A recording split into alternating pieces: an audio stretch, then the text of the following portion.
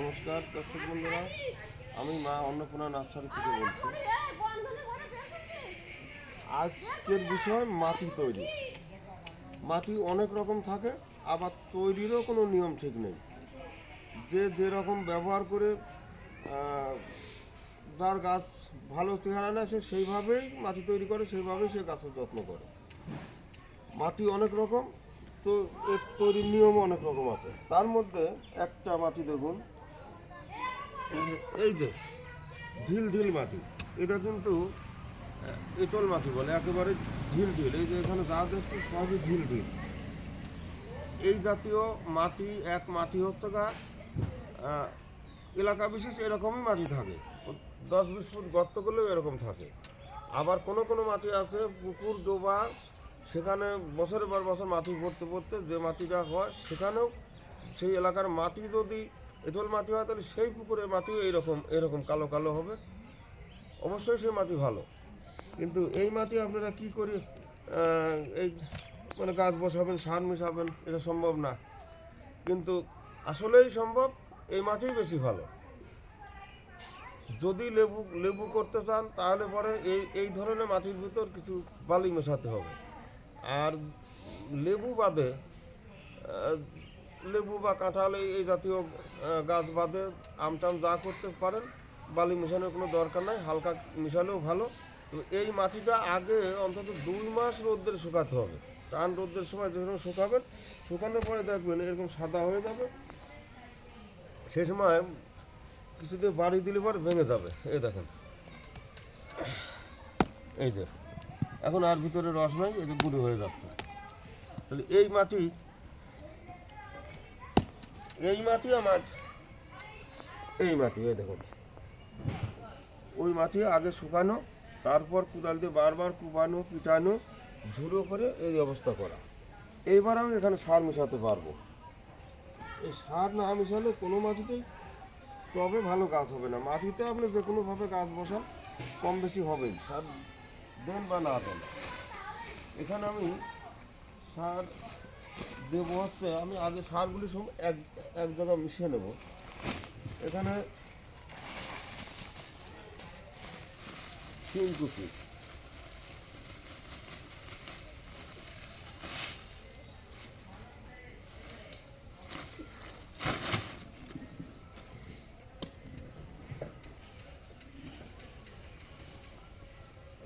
এখানে এটা আছে, রক্তের থেকে এই সারটা তৈরি হয়।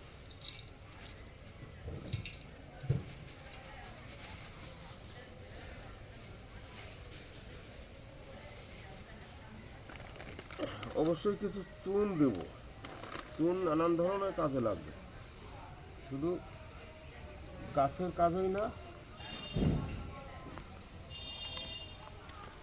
মাটিটা অনেক রকম দোষ থাকে, চুনে কিন্তু সে দোষগুলি কাটে। এছাড়াও অনেক উপকার আছে। এটা একটা মাছের গুঁড়ো, মাছের কাটা পচা বাতিল মাছ, তার থেকে একটা ডাস্ট হয়, বা আরও কিছু কী দেয় অত জানা নেই। এই দোকানে গেলে ওই এক কথাই বলে না, মাছের কাটাকুটির ডাস্ট। আর এখন তো কোনো জিনিসই সঠিক পরিষ্কার জিনিস পাবেন না, সার হোক খাওয়ার জিনিস হোক, ভেজাল ছাড়া তো পাবেন না, ভেজাল অবশ্যই থাকবে। এটা আমার শস্যর খোল, এটা মেশিনে গুঁড়ো করা। এই এই ধরনের সার মিশানোর পর এইগুলি আমি একসঙ্গে এখন মিক্সচার করব, আর কিছু গোবর সার দেবো। আর যেখানে গোবর সার নেই, টাউন বাজারে গোবর সার থাকা সম্ভব না, পাওয়া সম্ভব না, সেখানে কিছু ভার্মি কিনবেন। ভার্মি বলতে ওই কেঁচো সার, ওটা গোবর সার প্রায় একই ধরনের। এইটা আমার এই বস্তায় আছে 2 বছর আগে গোবর সার, এটা আমি আগে ছিটাবো, তারপরে এগুলি ছিটাবো।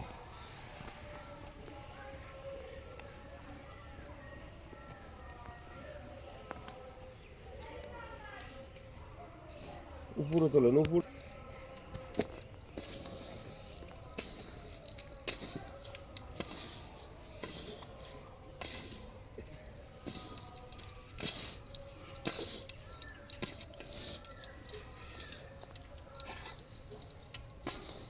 এইভাবে সার মেশানোর পর সঙ্গে সঙ্গে কেউ গাছ লাগাবেন না, কম করে 1 মাস গাদা করে রাখবেন। আর যাদের অল্প মাটি, অল্প গাছ, তারা বস্তায় করে রাখবেন।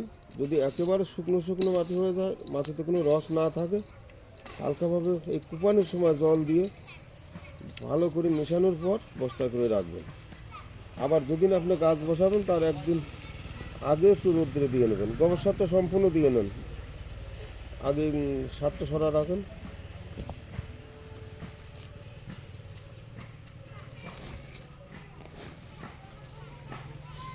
এটা 2 বছর আগের গোবর সার।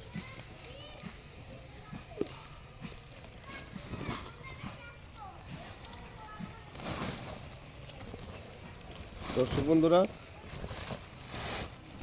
ভিডিওটা ভালো লাগলে অবশ্যই যারা নতুন সাবস্ক্রাইব করে রাখবেন, বন্ধুবান্ধবের মধ্যে শেয়ার করবেন।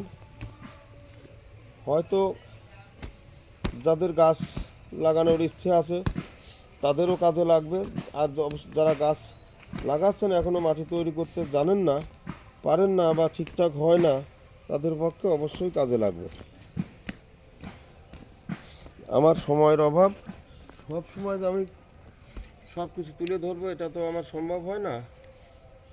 যখন যেটুকু সময় পাই, এজন্য আপনারা ভিডিওটা, চ্যানেলটা সাবস্ক্রাইব করে রাখবেন।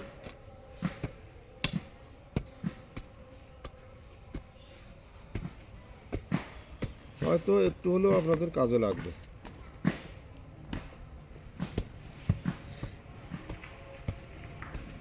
চারিদিকে, হ্যাঁ হ্যাঁ, চারিদিকে ছড়াবেন।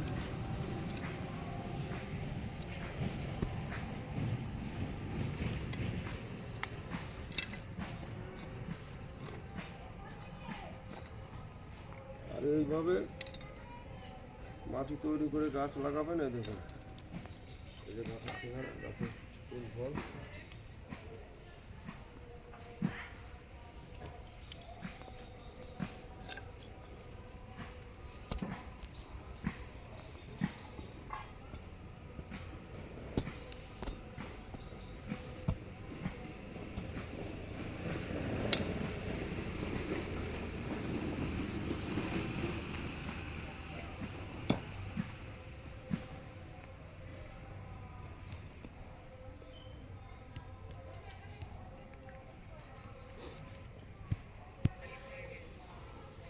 সম্পূর্ণ সার সম্পূর্ণ জায়গায় দিয়ে দেন। এই যে মিক্সচার করা সার, সম্পূর্ণ সার একসঙ্গে মিক্সচার করা ছিল, যার কারণে সহজেই মাটির সঙ্গে মেশানো যাবে। আবার এইভাবে দিলেই কিন্তু মিশবে না, অন্তত 5-7 বার এই মাটিটা আমার কোপাতে হবে। যদি অল্প মাটি হতো, 2-1টা গাছের মাটি হতো, তাহলে পরে তাড়াতাড়ি মেশানো সম্ভব। যতক্ষণ বেশি মাটি ততক্ষণ এইভাবে 5-7 বার কোপ দিতেই হবে। আজকে 2 বার দেওয়া হলো, সামনে কাল হয়তো আবার 1 বার, 2 দিন পরে আবার, এইভাবে 2-4 দিন ধরে কোপ দেবো।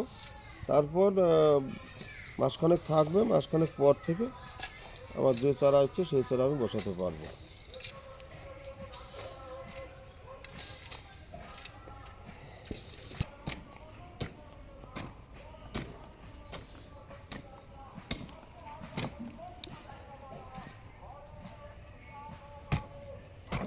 ঘন কোপ দেবেন, ঘন কোপ দিলে ঢিল থাকলে ঢিল কাটবে, ভাঙবে, আবার মিশবেও ভালো।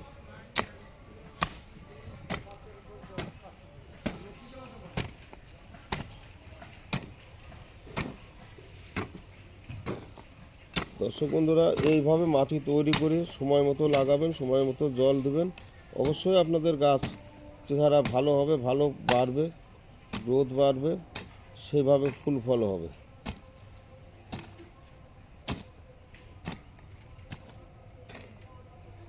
এর কিন্তু কোনো নিয়ম নেই, কত মাটিতে কত সার, কোন কোন সার দিতে হয়, কোন কোন সার দিতে হয় না, কারণ এগুলি পরীক্ষার ব্যাপার আছে। আমরা ওই সমস্ত কিছু জানি না। মাটি পরীক্ষা করলে পরে যদি জানা যায়, তাহলে সেই পরিমাণ যা যা দরকার দেওয়া যায়, কিন্তু আমরা সে সমস্ত জানি না। আমরা আন্দাজে একটা মোটামুটি সব কিছু দিয়ে রাখি,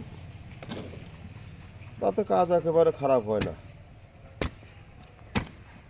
দর্শক বন্ধুরা, তাহলে ভিডিওটা দেখতে থাকুন, আপনাদের গাছের নজর রাখুন,